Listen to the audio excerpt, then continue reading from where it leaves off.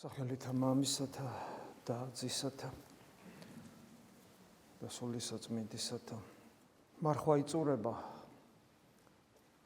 და ეკლესია კვლავ და კვლავ გვახსენებს თუ რა არის მთავარი სულიერ ცხოვრებაში. დღეს მარიამ მეგვიპტელის ხსენების დღეა, რომელიც ძალზედ არის განდიდებული ეკლესიის მიერ, იმიტომ რომ იგი მართლაც დიდი იყო წინაშე, დიდ არის წინაშე ღვთის. და ვინც მეტნაკლებად მისი ცხოვრება იცით, რა თქმა უნდა, ჩვენ ბუნებრივად გვიჩნდება კითხვა, რამდენად სწორად ვაფასებთ საკუთარ თავს, მოყვას, რამდენად სწორად გვესმის ქრისტიანობა, იმიტომ რომ ის, რაც სახარებაში არის მოცემული, გონება მიუწვდომელი ადამიანის ცხონებისა, როდესაც პირველი სამოთხეში შედის ჯვარცმული ავაზაკი, ის არ დამთავრებულა მარტო სახარების სიუჟეტით, ამგვარი დამოკიდებულება ღვთისადმი, არამედ იგი 2000 წლოვანი ისტორიის, ეკლესიის 2000 წლოვანი ისტორიის განმავლობაში მუდამ ავლენდა თავს და ერთ-ერთი სწორედ მარიამ მეგვიპტელის მაგალითია. ეს ძალიან მნიშვნელოვანია, რომ გვახსოვდეს, იმიტომ თუ ამას ვერ გავიგებთ, რატომ ხდებიან უკიდურესად ცოდვილნი ძალიან დიდი წმინდანები, რატომ ხდება, რომ უკიდურესად ცოდვილნი, აღმატებულნი აღმოჩნდებიან ხოლმე ზნეობრივ, მართალ, რელიგიურ, წმინდად მაცხოვრებელ ადამიანებზეც კი, ჩვენ თუ ამას ვერ გავიგებთ, ჩვენ დიდი საცდურის წინაშე ვდგავართ. იმიტომ რომ ჩვენ ვცდილობთ ვიყოთ მართალნი, ჩვენ ვცდილობთ ვიყოთ წმინდანი, ჩვენ ვცდილობთ ვიყოთ ზნეობრივი, ჩვენ ვცდილობთ ვიყოთ რელიგიურნი, კარგი მოქალაქენი, ვცდილობთ. სწორია ეს? სწორია. ასე უნდა ვიქცეოდეთ, ასე უნდა ვიქცეოდეთ. აბა მაშინ საშიშროება სად იმალება? იქ, რომ ეს რაც ჩამოვთვალეთ, რომელიც სწორიც არის, რომელიც კარგიც არის, არ გვეგონოს, რომ ეს არის მთავარი და მნიშვნელოვანი. მეცას გეტყვით, ჩვენ ქრისტიანობასაც ვერ გავიგებთ, თუ ასე გვეგონება. და ვერც საკუთარი ცხონების საქმესაც მივხედავთ სწორედ, ანუ ვერ დავდგებით სწორად ცხონების გზაზე, თუ ასე გვეგონება. და ყოველთვის ექნება შესაძლებლობა იმ წინა ისტორიულ გველს, ანუ ეშმაკს, რომ გვაცდუნოს, იმიტომ რომ ადამიანის, რომელიც მოხიბლულია საკუთარი კეთილშობილი თვისებებით, ასეთი ადამიანის ცდუნებას ეშმაკიც კი არ სჭირდება. იმდენად ადვილია ასეთი ადამიანის ცდუნება და გზიდან გადაცდება. და ვერ გავიგებთ ჩვენ ქრისტიანობის არსს და ვერ გავიგებთ ჩვენ რომელიმე მოღვაწეს, რომელსაც სწორი ხედვები აქვს. და ვერ გავიგებთ ჩვენ თუ ვინ იყო ჩვენი კათოლიკოს პატრიარქი ილია მეორე. აი წარმოედგინეთ, ჩვენ ასეთი განწყობით, როცა არ გვესმოდა პატრიარქის გონება მიუწვდომელი გულმოწყალების, რომელიც რომ სწორი და მართალი იყო, იცით როდის დადასტურდა, როცა ის გარდაიცვალა და რა აღმოჩნდა, რომ რატომღაც საქართველოს უდიდეს ნაწილს, საქართველოში მაცხოვრებელი ადამიანების უდიდეს ნაწილს და საქართველოს ფარგლებს ყოფ ადამიანთა შორის ძალიან მნიშვნელოვან ნაწილს განურჩევლად ეროვნებისა, სქესისა, ასაკისა, რელიგიისა განურჩევლად, რატომღაც უყვარდათ ეს ადამიანი. რატომ უყვარდათ? მოდი აბა შენი ცხოვრე ესე, რომ ასე შეგიყვარო. აბა მოდი. უმთავრესი მიზეზი სწორედ ეს იყო, რომ მას ჰქონდა ქრისტეს დარი მიმტევებლობის, გულმოწყალების და ადამიანის სიყვარულის უნარი, რომელიც იყო არა ადამიანური, არამედ ღვთაებრივი. არ როგორც დღეს საიდუმლო ლოცვებში აღმოვიკითხეთ, როცა ვეზიარებით, რას ვითხოვთ, რომ ქრისტე დამკვიდრდეს ჩვენში და ვიქცეთ ჩვენ სულიწმინდის ტაძრად. აი ასეთი იყო და იმიტომ ჰქონდა მას ქრისტეს დარი თვისებები, როგორც პავლე მოციქული ამბობს, ჩვენ გვაქვს გონება ქრისტესი, ჩვენ ვზრახავთ ვითარცა ქრისტე, ჩვენ სული ქრისტესი გვაქვს. ქრისტე ცხოვრობს ჩვენში, ქრისტე ჩვენი სიცოცხლეა. აი ეს იყო რეალიზებული ამ ადამიანში. და როცა ჩვენ არ გვესმის ამგვარი გულმოწყალება, ეს ნიშნავს, რომ ჩვენ რო დავბადებულიყავით ქრისტეს დროს, დავიწყებდით, კაცო, რატო ზის და რატო შედის ქრისტეს სახში მეზვერეებთან? ეხლა მეზვერე ვინ არის? მეზვარე არის ოკუპანტ სახელმწიფოსთან თანამშრომლობაში მქონე პირი, თანამშრომლობს ოკუპანტ სახელმწიფოსთან, ეს არის მეზვერე, რომელიც ოკუპანტის სახელმწიფოს მიერ მოცემულ საკმაოდ დიდ ხელფას არ ჯერდება და გადასახადებს რომ კრებს იმათ კიდე იმაზე მეც სართმევს ვიდრე რომის იმპერიამ განუწესა და იმით კიდე დამატებით მდიდდება. მე ვიღაცამ შეიძლება თქვას ეგება რელიგიურად იყვნენ ან რაღაცა არა, რატომ იყო ნახეთ როგორ არის ქრისტე რო შედის და ამას მე აყვედრიან მეზვერეებთან და მეძავებთან ერთად ჭამს და სვავს. ანუ სადაც იყვნენ მეზვერენი, იყვნენ მეძავნიც. რატომ? იმიტომ რომ უზნეოდ ცხოვრობდნენ. ანუ ჯოჯოხეთი იყო მათ გარშემო. უფალი მათთან მიდის, მათ უქადაგებს, მათ სიყვარულით ექცევა და მათთან ერთად ჭამს და სვავს. ჩვენ რო ყოფილიყავით იქ რას როგორ შევაფასებდით ქრისტეებს ამ საქციელს. რა უნდა იმათაგაც? ჩვენ არ გველაპარაკებ მაგერ ფარისევლებს, რომლებიც ასე წმინდა ცხოვრობს. იმათთან რა უნდა? ეს ვინ არის საერთოდ? და ჯვარცმული ავაზაკს იყო საერთოდ. ჩვენ რო იქ ვდგარიყავით ღვთისმშობელთან და იოანე ღვთისმეტყველთან ერთად, წარმოგიდგენიათ და გაგვეგო ეგ სიტყვები. კაცის მიმართ, რომელ კაცსაც ჩვენ ვიცნობდით, თუ აი ქვეყნის ამომგდები რომ იყო და ჩვენ გვეცოდინებოდათ პერსონალურად ის ადამიანები, რომლებიც იმან გააუბედურა, მოკლა, გაუპატიურა, ოჯახები გააღატაკა, საშინელებებს ჩადიოდა. და ეხლა სამართლიანად კვდება და როგორც დამნაშავე და უცებ გვესმის ქრისტეს სიტყვები. შენ დღეს ჩემთან იქნები სამოთხეში. ამას დავიტევდით ჩვენ? ამას გავიგებდით ჩვენ? ვერ გავიგებდით, ვერ დავიტევდით. არ არის ადვილი იყო ქრისტიანი, იმიტომ აი ეს უნდა დაიტიოთ, აი ეს უნდა გაიგო. ჩვენ პატარა იოტისოდენა მიმტევებლობის უნარი არ აქვს ადამიანის მიმართ, რომელიც ოდნავ ცერად შემოგხედავს. გესმით რა შეასრულა?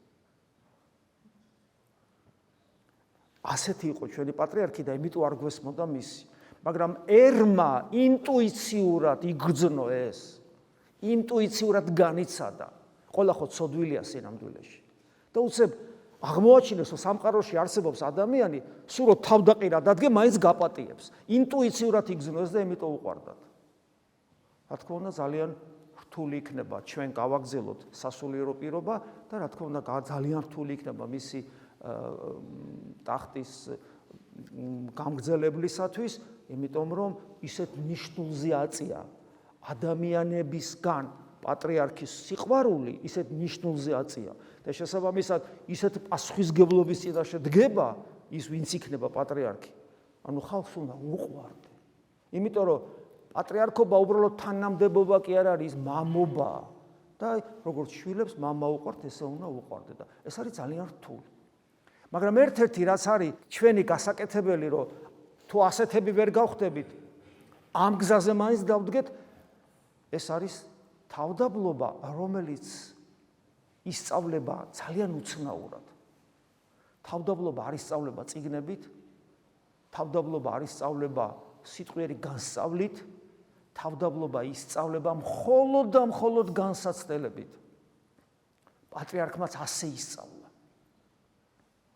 პავლე მოციქულიც ასე სწავლობს თავდაბლობას, პირდაპირ ამბობს. ადამიანი, რომელიც ცეცხლი იყო, პავლე იყო ცეცხლი, როგორც ოქროპირი ამბობს. და ეს ცეცხლი თავდაბლობა რო ესწავლა, მუდამავად იყო და მას უფალი არ კურნავდა. ყველამ ასე ისწავლა პატრიარქმაც. ოღონ ეს განსაცდელები, რომელიც მოდიდა პატრიარქს მთელი ცხოვრება განსაცდელები იყო. ეს განსაცდელები რომ მოდის, თავისთავად განსაცდელი კი არ განკურნავს, განსაცდელისადმი სწორი დამოკიდებულება რო გექნება, მაშინ ხდები განკურნებული და ქრისტეს დართვისებას, უმთავრეს თვისებას, თავდაბლობას იძებ. ეს აი როცა მას განსაცდელს ღირსებით, როგორც ქრისტეს მიმდევარს შეეფერება და მორჩილებით და მოთმინებით გაუბოროტებლად მოითმენ და დაითმენ. და ჩვენ ეს ბოლო პერიოდი ვსაუბრობდით ისააკ ასურის 34 სიტყვას ვკითხულობდით, რომელიც სწორედ ამას ეხებოდა. როცა ისააკ ასური საუბრობს იმაზე, რომ ღვაწლი არაფერია თუ იგი თავდაბლობას არ მოგვიტანს და ეხლა ერთ-ერთი მუხლი, რომელზეც ჩვენ გავჩერდით, იქიდან გავაგრძელებთ. ისააკ ასური ამბობს, ბრძანებს, ღმერთს არ არ სურს, ანუ ნახეთ, რამდენჯერ გვითქვავს, რომ ჩვენი საქმე არის თუ გინდა სწორად ვიცხოვროთ ღვთისნების გამოძიება, რომელიცაც გამოვიძიებთ წმინდა წერილიდან, წმინდა მამათა თხუზულებებიდან, ლოცვითი და ლიტურგიკული ტექსტებიდან და რა თქმა უნდა მადლისმიერი ცხოვრებიდან. ღვთისნების გამოძიება მუდამ და სულ, იმიტომ რომ ეს არის ჩვენი ცხოვრების უმთავრესი საქმე და რას დრო გავა თუ სწორი მიმართულებით სწორად მოქმედებთ, ღვთისნება უფრო მეტად და მეტად და მეტად და მეტად სიღრმისეულად განცხადდება ჩვენთვის. აი აქაც ასე ღვთისნებას გიცხადებს სულიწმინდა ღმერთი ისაა კასურის სპირით. ღმერთს არ სურს რომ ჩვენი სული საზრუნავის გარეშე იყოს. საზრუნავში გულისხმება სწორედ აი ეს ამ ქვეყნიური გასაჭირები, განსაცდელები, რომელიც არ გაძლევს შვების, მოდუნების, კომფორტული ცხოვრების საშუალებას. და თურმე ღმერთს არ სურს რომ ჩვენი სული საზრუნავის გარეშე იყოს, ხოლო სხვაგვარად მოფიქრალი, ანუ ვისაც სურს რომ ქრისტიანობასთან ერთად სრული კომფორტი კონდეს და სრული კეთილდღეობა, სხვაგვარად მოფიქრალი ღვთის ნების მიღმა. ღვთის ნების მიღმა. ანუ ღვთის ნების მოწინააღმდეგეა. საზრუნავში კი გულისხმობთ არა სხეულის საჭიროებებს, რომელიც ისედაც აქვს, ხო, ადამიანი უნდა თოხნიდეს, რომ საჭმელი ჭამოს, შრომობდეს. ანუ არ გულისხმობთ სხეულის საჭიროებებს, არამედ იმ გაჭირვებებს, რომლებიც სათნო ცხოვრების მსურველთ, სათნო ცხოვრება ეს უბრალოდ კეთილად ცხოვრება კი არ არის, სათნო ცხოვრება ეს არის ღვთის ნების შესაბამისად ცხოვრება, რომელიც სათნო ცხოვრების მსურველთ აუცილებლად, აი აუცილებლად შეხვდებათ, ასე იმპერატიული ტონით ამბობს. აუცილებლად შეხვდებათ. რა თქმა უნდა, ისაკასური აქეთ თავისას კი არ იგონებს. უფალე პირდაპირ ამბობს, მე თუ მდევნეს, თქვენც გდევნიან. პავლე მოციქულის სიტყვის, ვისაც სურს ქრისტიანული ცხოვრება, იდევნება. ვისგან იდევნება? იმისგან, ვინც ქრისტე მოკლა. ვინ არის ეს, ვინც ქრისტე მოკლა? ამა სოფლის სული მოთანამშრომლე დემონურ ძალებთან. და ეს სული არსად არ წასულა. ეს სული ძალას იკრებს. და ანტიქრისტეთი დასრულდება. ძალიან მალე სხვათა შორის. ბევრი დრო არ დარჩა. ეს ყველაფერი მალე მოხდება. ახლა ჩვენ არ მოვესწრებით, არ მოვესწრებით, ეს არ ვიცით. შეიძლება მოვესწროთ კიდევაც. პროცესები ისე მიდის. მაგრამ ეს არავინ არ იცის, მაგრამ პროცესი ძალიან დაჩქარებულია და ეს მალე იქნება. ამიტომ ჩვენ უნდა ვიცოდეთ, რომ ეს ასეთ სამყაროში ვცხოვრობთ და ამიტომ აუცილებლად იქნება განსაცდელები სათნო ცხოვრების მსურველთათვის. სანამ ჭეშმარიტ შემეცნებას ანუ საიდუმლო გამოცხადებას მივიახლებით, ჭეშმარიტი შემეცნება რა არის? რა არის მარადიული სიცოცხლე? მარადიული სიცოცხლეა ვიცნობდეთ ღმერთს, ვიცოდეთ ღმერთი, როგორც წმინდა წერილი გვასწავლის. აი შემეცნება, ჭეშმარიტი შემეცნება, ეს ინტელექტუალური პროცესი კი არ არის, ეს არის არსობრივი ცნობა, ერთობა, არსობრივი ერთობა ღმერთთან.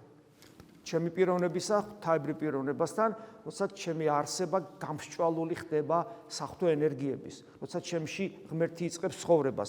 ეს არის ჭეშმარიტი შემეცნება. სანამ ჭეშმარიტ შემეცნებას, ანუ საიდუმლო გამოცხადებას მივიახლებთ. რატო საიდუმლო? იმიტომ რომ ის უბრალოდ ვერბალური გზით, ან ვიზუალური გზით, ან რაღაც ლოგიკური მსჯელობით არ შეიმეცნება. ის შეიმეცნება შინაგანად, აი სარწმენის მსგავსად. ამიტომ სანამ ჭეშმარიტ შემეცნებას, ანუ საიდუმლო გამოცხადებას მივიახლებით, განსაცდელების მიერ თავდაბლობის მოხვეჭა გვმართებს. ანუ ის რაც წეღამ თქვი არის ცხონება, ეგ არის მარადიული სიცოცხლე და ის არ იქნება მანამ, სანამ განსაცდელების მიერ თავდაბლობას არ მოვიხვეჭ.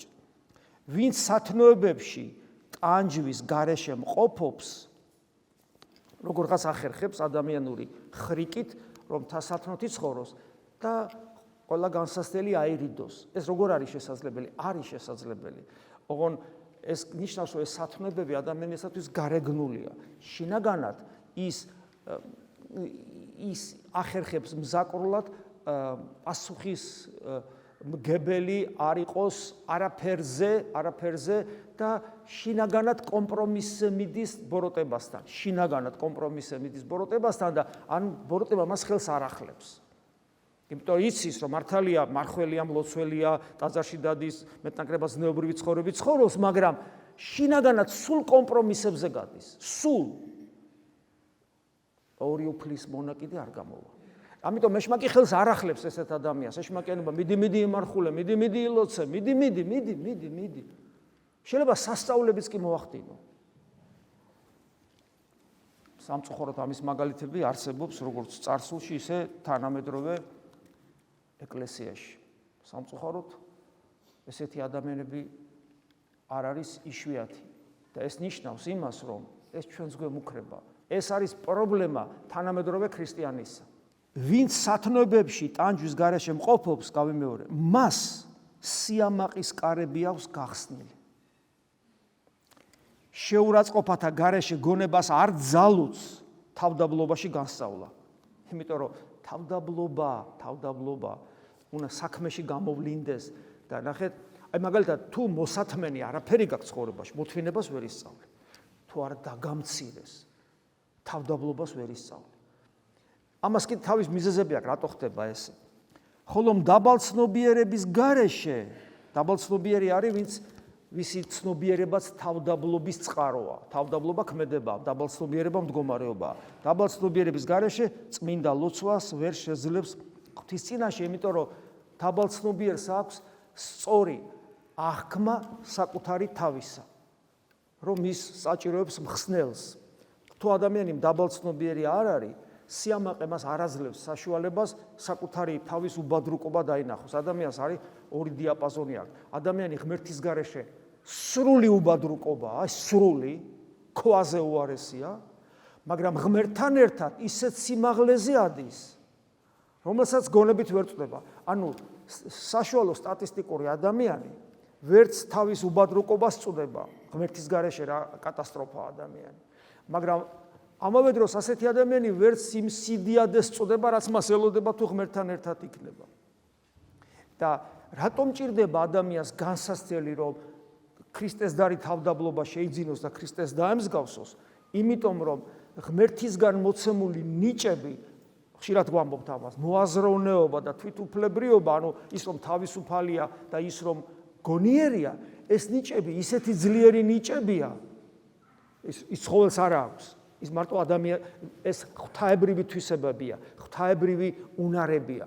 და აქვს ჩვენნაირ ცოდვით და ფიზიკურად და ყველანაირად დაუძლურებულ ადამიანს. მაგრამ ეს ორი ნიჭი გვაქვს. ეს ნიჭები ისეთია, რომ აი ამ სამყაროს არტახებს გლეჩს, თავისუფლება და გონიერება არ ეტევა ამ სამყაროში.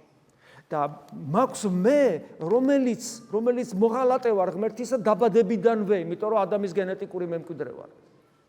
და ამიტომ მე რომ მაქვს ეს თვისებები, ეს მე ცრუ განწყობას მაძლევს იმისა, რომ თითქოს მე ვარ სამყაროს ცენტრი და ღმერთი და ესეც აი პირდაპირ, როცა ეშმაკმა ადამს უთხრა და ევას უთხრა, რომ თქვენ ღმერთები იქნებით კეთილისა და ბოროტის გამრჩევი და ადამიანმა დაიჯერეს დემონური თესლი გულში მიიღო, რომელიც აღმოცენდა და მივიღეთ რა, რომ ადამიანს გონია ყველას, რომ ის არის სამყაროს ცენტრი, ის არის ლამის ღმერთი, მას აქვს უფლება განსაჯოს ადამიანები და მას შეუძლია სიმართლისა და უსამართლობის, კეთილისა და ბოროტების გარჩევა. გახსოვთ, ეგრეა ხო ბიბლია ამით იწყება. აი ესა და ეს პარალელურად ამასთან ერთად გონიერება, ინტელექტუალური განსაცვიფრებელი აპარატი, ნახე ადამიანი რეებს ქმნის, ისეთ რაღაცას ქმნის, რომ ლამის არის, ესე იგი მეორე ტვინი შექმნას, ხო, ხელოვნური ინტელექტი რასაც ქვია. საოცრებებს აკეთებს და პლუს აბსოლუტურად დარწმუნებულია თითქმის ყველა ადამიანი, ვისაც ქრისტიანული გამოცდილება არ აქვს, რომ მან იცის როგორ გაარჩიოს კეთილი ბოროტისგან, სამართლიანობა უსამართლობისგან და საკუთარ თავს აძლევს ლეგიტიმაციას იყოს სხვების მსაჯული. ეს არის დამანგრეველი ადამიანისათვის. ასეთი ადამიანი ბუნებრივია ეშმაკს ემსგავსება და არა ქრისტეს. ამიტომაც და ამისგან გათავისუფლება არავის არ შეუძლია. თვით პავლე მოციქულსაც ჰქონდა ეგ საცდური. ამიტომ პავლე მოციქული, რომელიც ესეთ საოცრებებს ახდენდა, მუდამ იყო ავად, ღმერთს ევედრება, განმკურნე და უფალიონება არ განკურნა მეშე. იმიტომ რომ მე ჩემ ძალას უძლურებაში ვიქ და მე პავლე ამბობს, რომ ამ პარტავნებაში ვარ ჩავარდნილიყავი, უფალი არ მკურნავს. გესმით, თუ ეს პავლეს ჭირდება, როგორი ერთგული უფლისათვის ბოლოს თავიც კი დადო და თავი მოკვეთეს, აბა ეხლა მე არ დამჭირდება და თქვენ არ დაგჭირდებათ.